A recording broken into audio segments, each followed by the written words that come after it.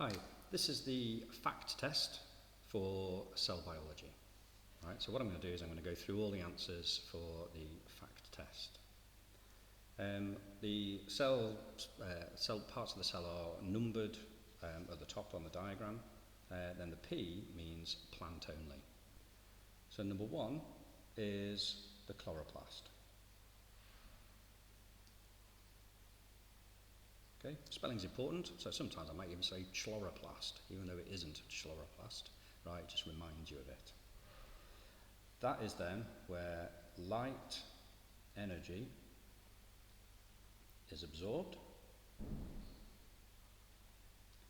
by a process called photosynthesis.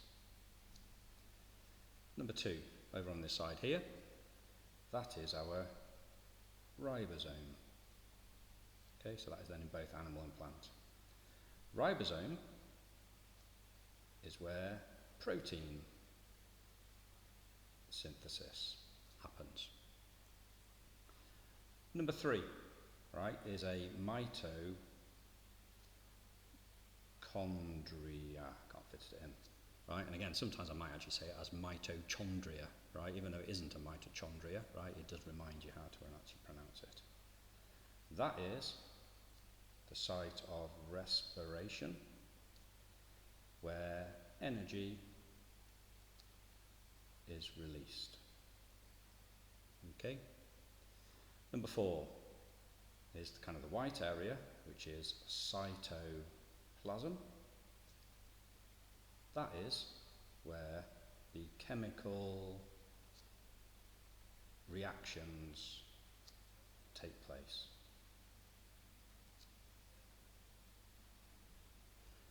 Number 5, we go to the diagram, is that black circle in the middle, is the nucleus. And what that does is it contains the DNA, deoxyribonucleic acid, and ultimately what it does is it controls the functions of the cell. Number 6 is the area around the outside, which is our cell membrane. And what that does is it controls the movement in and out of the cell. Okay, so it lets some things in, some things out, but it controls what goes in and out. These are then 2 plant ones again. Number 7 is the cell wall. Right, and what that does is it supports the cell and keeps the structure. Okay, and it's made of a substance cellulose. It's a bit like when you chew on celery, what you do is you kind of get those stringy bits that come out. That is then your cell wall and your cellulose. Number 8 is the vacuole. Okay, which again is just a plant one, just like the cell wall is just a plant one. And what that does is it contains cell sap, which is a mixture of water and other chemicals that are then absorbed in it, like your minerals and your glucoses that may well be stored in there.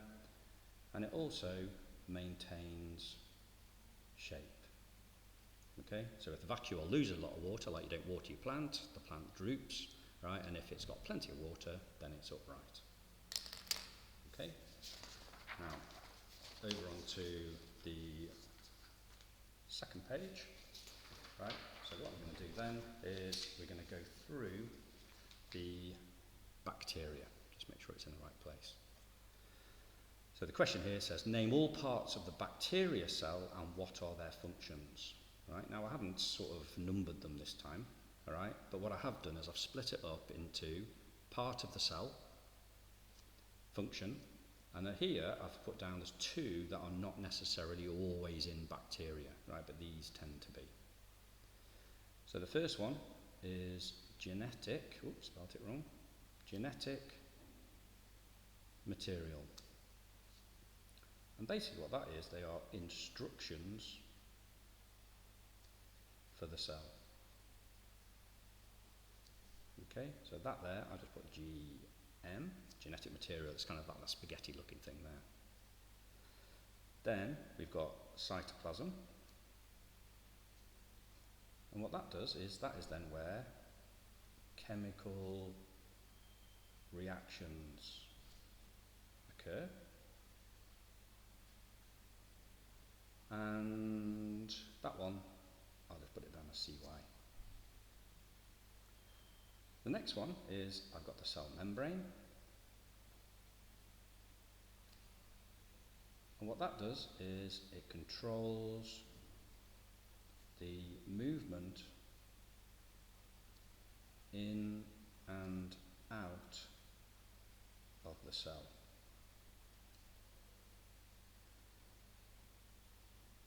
Cell wall is same as it was before, supports the cell and keeps its shape. And the last one on there is the plasmid. And that is, again, it's instructions. Just like the DNA at the top, instructions for the cell. Okay, so that is then those two little circles there. So that's the plasmids. Then you've got your layers around the outside. The inside one is the cell membrane. The outside one of those is the cell wall. And then we've basically got two others at the bottom, right? This one here is, I'll put that down as SC, which is the slime capsule, right? And that basically makes it sticky.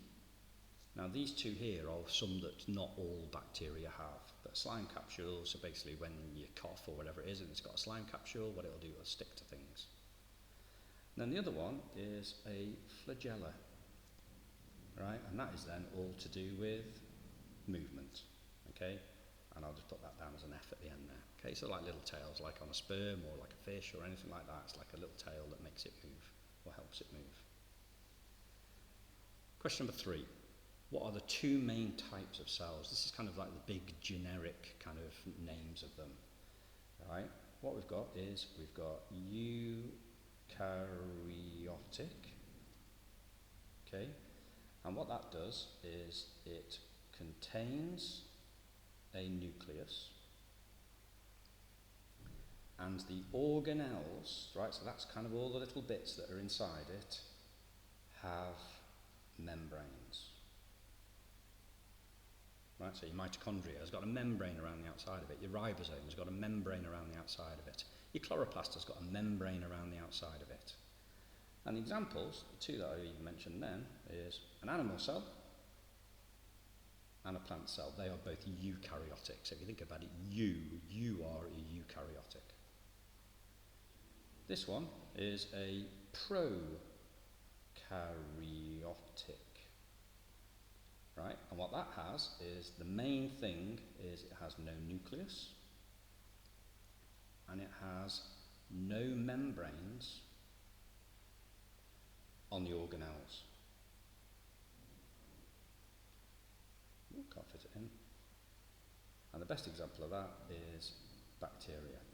Right, and again, the best example of the prokaryotic one is that there's no nucleus because you've got your DNA floating around inside, you've got your plasmids. Right, and then you don't have things like your mitochondria and your ribosomes, right? Everything just kind of happens within the cell and not in membrane bound.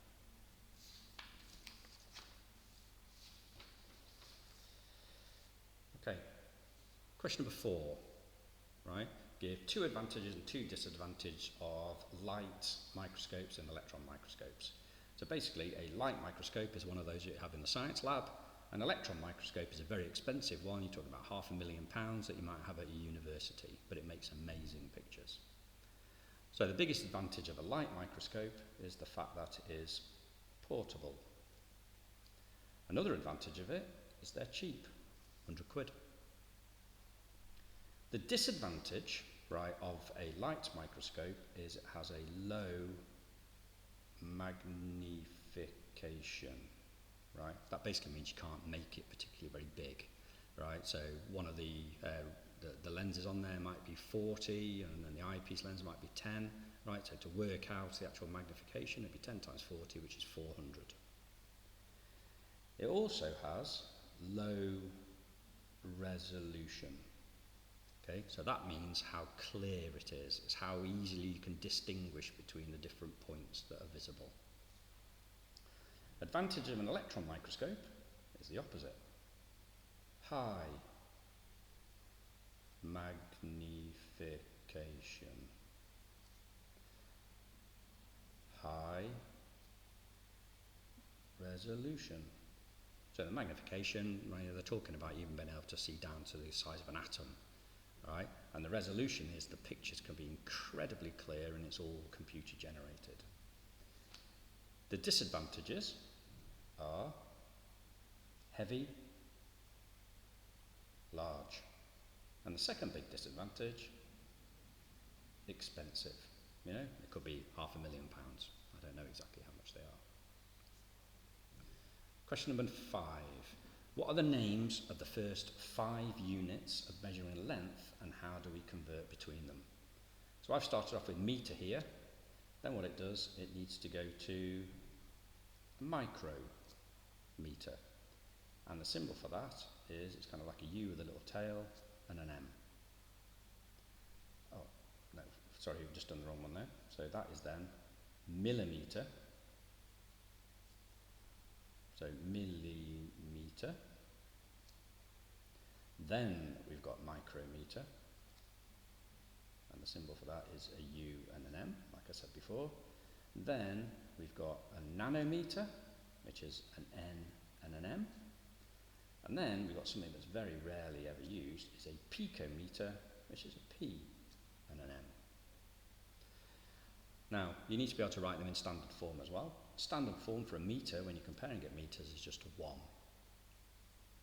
Standard form for millimetre is times 10 to the minus 3 metres. Then luckily, what they do is on this, they go up in threes.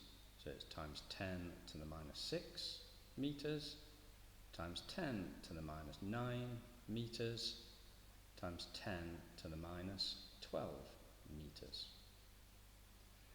Right, now, you may well be able to learn all these and remember all these as the table, but what they might do is they might give you micrometres and expect you to convert it into nanometres. So you need to remember the order, right, which is dead important, and knowing which is the biggest and which is the smallest. So obviously metre's the biggest, picometre's the smallest. If you need to convert down this table, what you do is you times by 1,000 to go from metres to millimetres, or metres to millimetres. Millimetres to micrometres, you times by 1,000. You times by 1,000 to go from micro to nano, and from nano to pico, you times by 1,000. And then conversely, if you want to go from pico to nano, you divide your answer by 1,000. Nano to micro, divide by 1,000.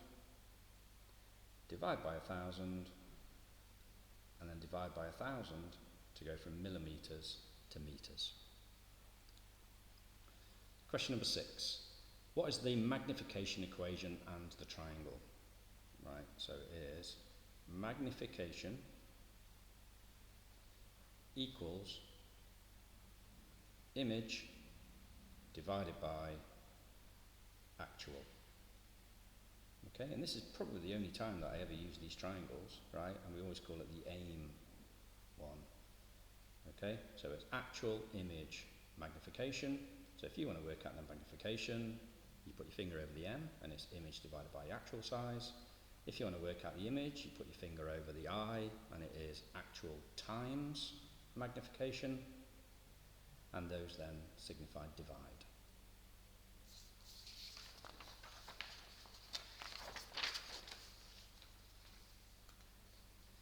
Question number 7. Okay, so what we're talking about here is it says name 3 animal and 3 plant cells and how are they specialised. The first cell is a nerve. Then we've got the sperm. Then we've got muscle. Then we've got root hair. Then we've got xylem. Sometimes I call it ex-xylem, which is obviously completely and utterly wrong, right? But it is xylem. And then we've got phloem. Now, they're the names of the main cells. The plant ones are pretty standard. There's very few others that you can actually get asked about. Now, there are other ones like red blood cells, white blood cells that you could get asked about, right? But these are then the main three. How are they specialised? Right? So a nerve is specialised by being long and has the ability to carry or conduct electricity. Okay, I think I probably prefer the word conduct. A sperm. Now there's obviously loads and loads of ones with the sperm, right? So what they have is they have a tail for movement, right? No others do. They have, in the nucleus, they have half of the chromosomes. And also, in the head, they have some enzymes in an area called the acrosome. And what those enzymes do, they can break down the outside of the egg. Muscle, nice and straightforward. All a muscle needs to do, or can do, its specialism is contract. Okay? They don't stretch, right? All a muscle has the actual ability to do is contract. The root hair, its specialism is it has a large surface area. Okay, so if you think about it, there's your plant cell, and what it has this huge, great, big part sticking out of it. Right, that is then your root hair. Xylem has a few specialisms. Firstly, it's dead. It's made of a substance called lignin, which is actually the substance that kills it.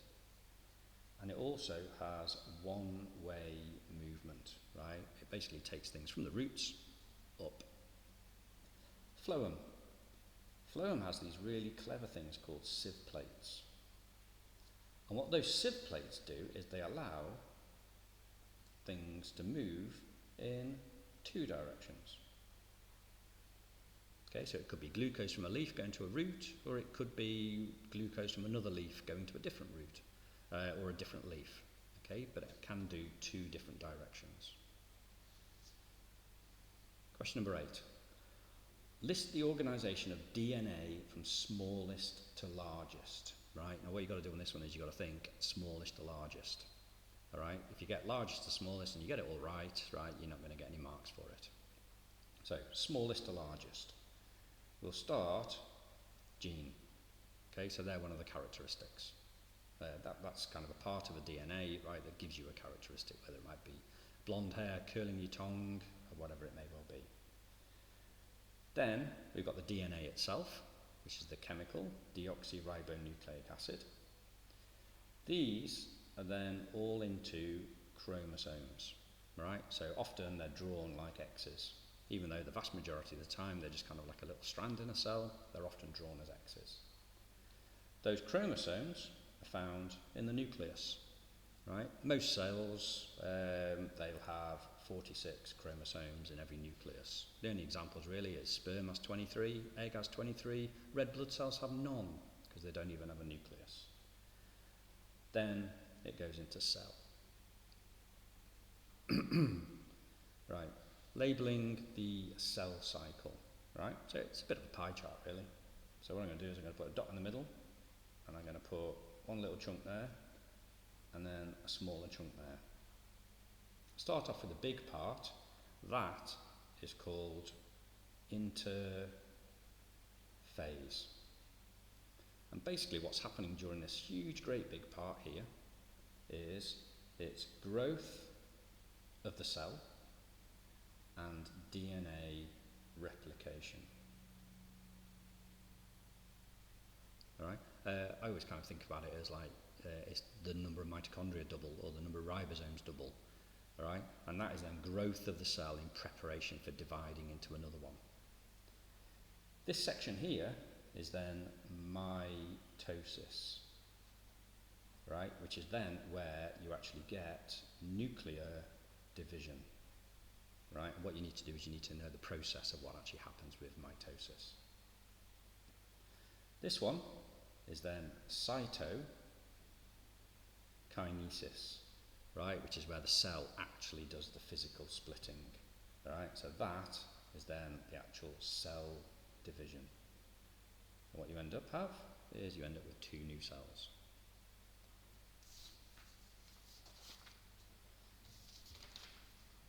Okay, mitosis. Right, draw mitosis and 4 chromosomes, with 4 chromosomes in the parent cell. So what I'm going to do is I'm going to do a long black one, a long black one, a little one, and a little one. Right, they're the 4 chromosomes. Then what they do is they turn into X's, right, which is basically where the chromosomes are doubling up. So what I've got here is I've got one little strand, so I can even draw a little strand here. Right, and basically from the centromere there, what it does, it grows an extra legs and extra arms, turning into a cross. Arrow. Then what they do, it's quite amazing really, is they then line up down the middle. Then they split. Looks a bit like eyebrows there, right, which is probably, oh, smiley face, right, eyebrows. And what they do is they go that way and they go that way. And eventually what happens is, you get a split there, and you get a big one there, a big one there, little one there, little one there, big one there, big one there, little one, little there. Right? Now the big problem with this diagram is the fact that those 2 are identical to that, and they should be exactly the same size. So I'm just going to write down here, identical. Okay, so that and that are exactly the same, they're exactly the same size. Parent cell, daughter cell. Question number 11. What are the 3 types of stem cell? We've got human, embryonic. Okay, human embryonic stem cells. Right, they are then the stem cells, right, that are in very, very early embryo stages that can become anything. We've then got adult stem cells. Okay, and what they are is they are within your body. All right, so for example, bone marrow has huge numbers of adult stem cells, but they are more limited than the embryonic ones. Then there is the meristems, right? What they are is they're in a plant, all right? They're the happy ones in a plant. All right, so if you break off a piece of grass, what will happen is all the meristems will be at the tip of the grass, and the grass will then grow again. Question number 12. What is the definition of diffusion? Right, now there's a few different definitions, right, and some words can kind of change around a little bit, right, but this is generally what it is. It is the movement of particles from an area of high concentration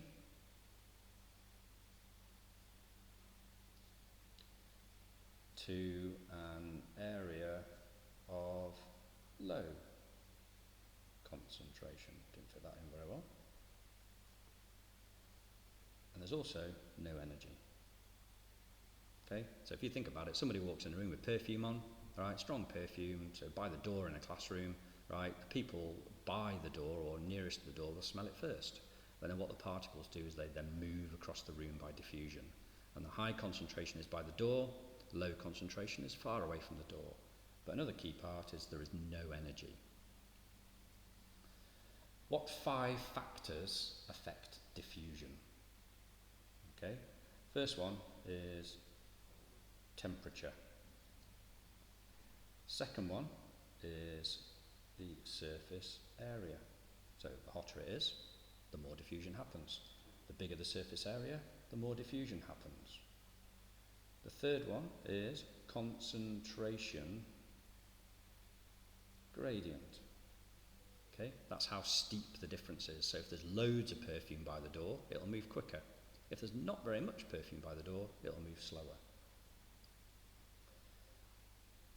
Size of the particle. So big particles will move slower than small particles. And then it's also the diffusion medium. Okay, and what that means is, it means whether it's solid, liquid, or gas. So diffusion happens a lot quicker in gases, Happens in liquids, so like if you put a little lump of coffee at the bottom of a cup, what will happen is eventually the coffee will move around, just not as quick, and then diffusion then can also happen in solids. Right, question number 14, osmosis. Osmosis, loads of exams because you've got a required practical that goes with it. It is the movement of water. Okay, as soon as you say osmosis, it's to do with water. From a dilute solution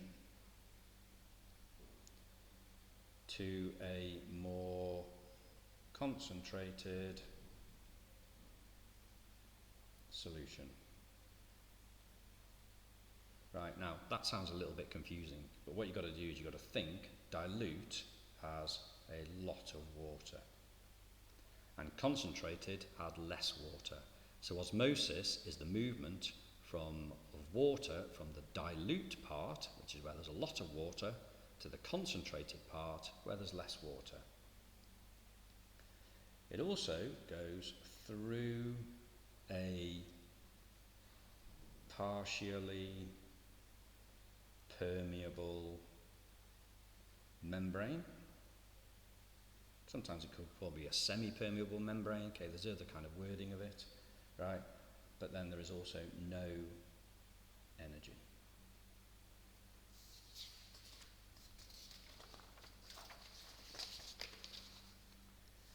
Okay. Question number 15. All right. So question number 15 is, what is the definition of active transport? This is again all to do with particles again. It's the movement of particles from a low concentration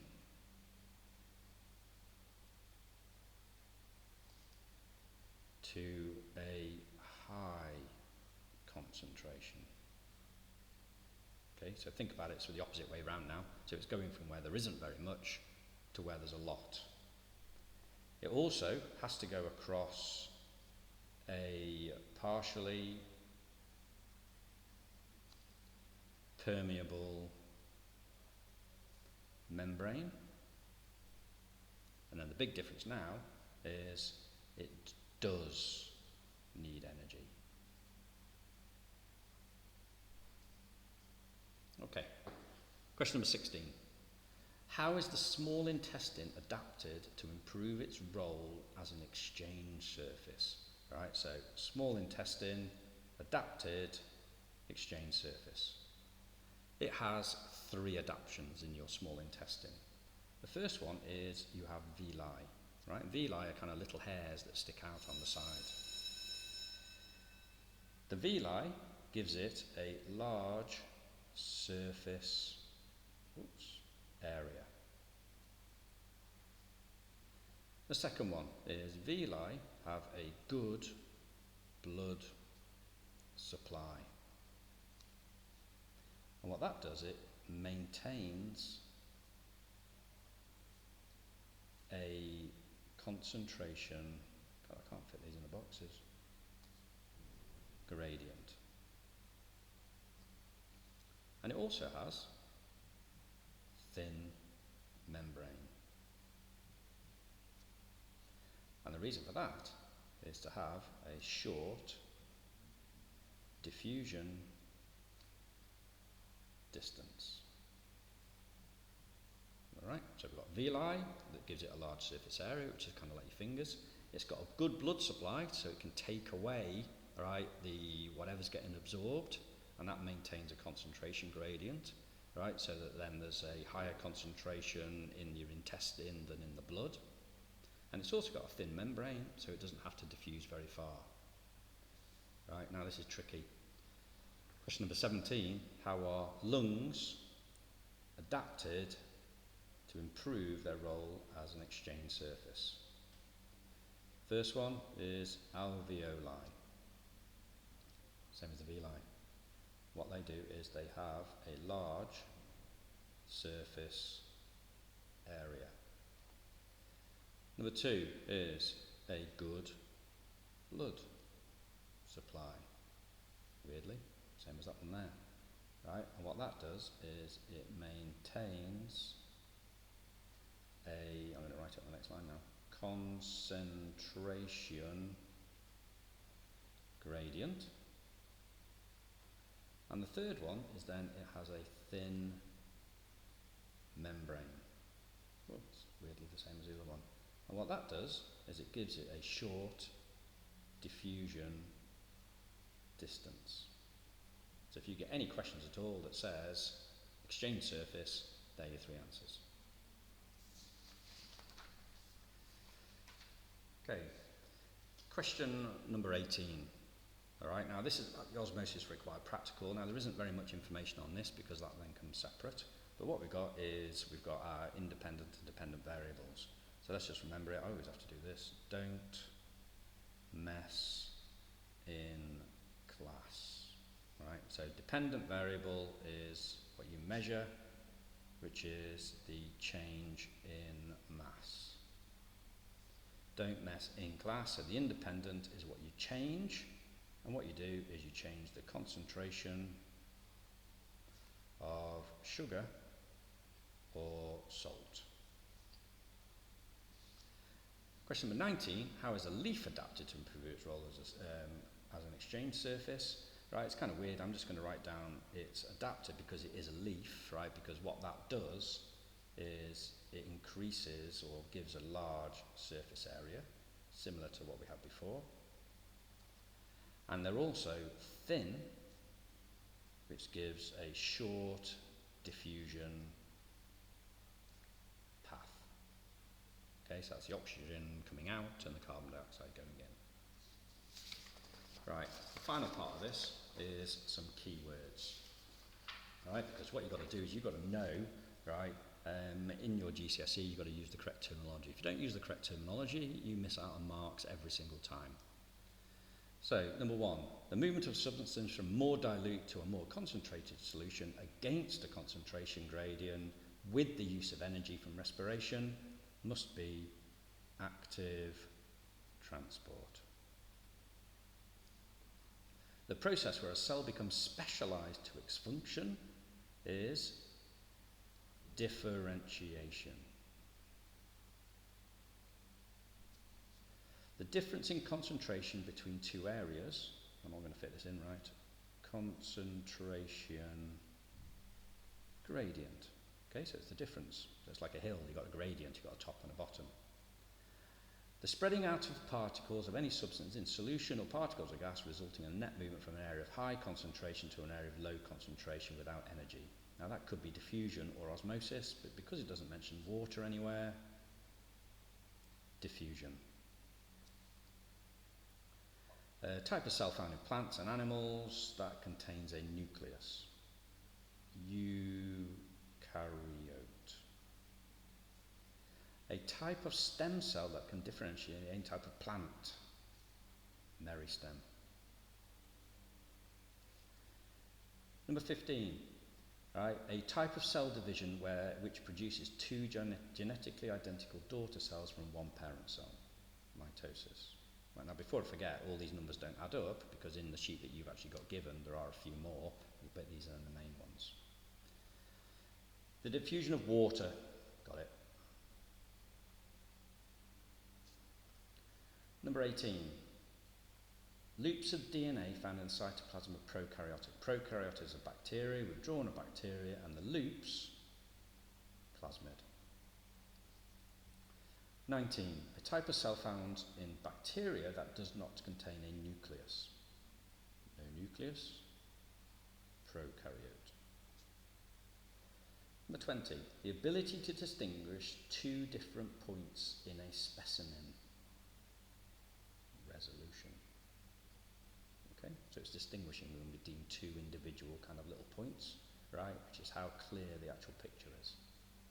Cells that are adapted to perform a specific function are specialized. 23. The amount of contact an object has with its environment is the surface area. 25. A series of stages preparing the cell for division. Remember your pie chart. cell cycle and produces an embryo that has the same genes as a patient. Well, I'm not going to fit this in, I have to go below, is therapeutic cloning.